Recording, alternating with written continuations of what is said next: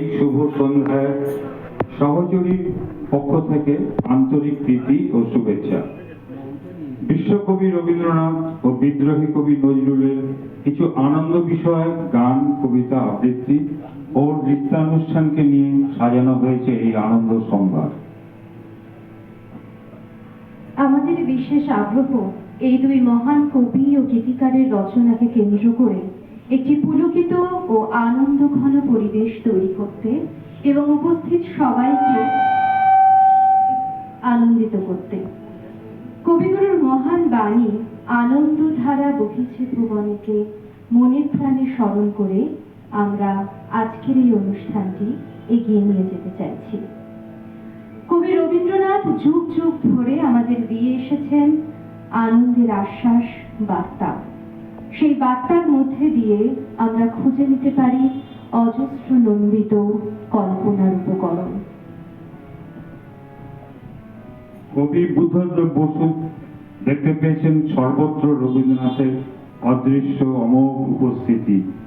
তার ভাষায় বিশ্বের অনন্ত সুরে বহিতেছে দীপ্ত মহিয়ান তোমার আনন্দরাগ, ভগ্ন শুষ্ক ক্লান্ত মম প্রাণ স্তম্ভিত হয়েছে আজি নিরতিয়া অনন্ত তোমার জগতের ঐশ্বর্যে আনন্দের শান্তির ভাণ্ডার।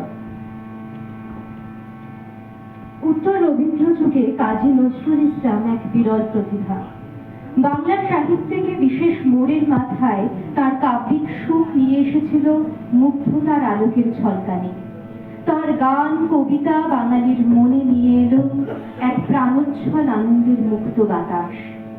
আমরা বিনম্র চিত্তে স্মরণ করি সেই মহান বিদ্রোহী কবিকে, যার অন্তরের ব্যাপ্তি ছড়িয়ে দিয়েছে সাম্প্রদায়িক গণ্ডিকে, দেশভাগের সীমানাকে, নন্দিত করেছে মহত্বের জায়গাকে। বাঙালির বড় কাছের, বড় প্রিয় মনের এই কবি।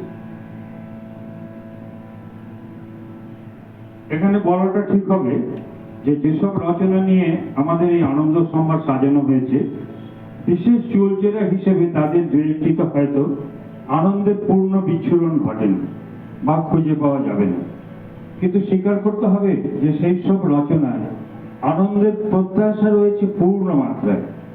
সেই আনন্দ প্রত্যাশার কাব্যিক মূল্যকে অস্বীকার করি কি করে?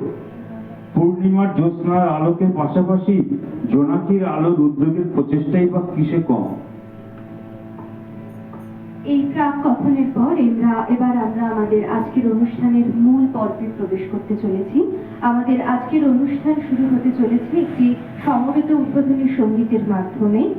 আনন্দ লোকে মঙ্গলালোকে বিরাজ সত্য সুন্দর। Oh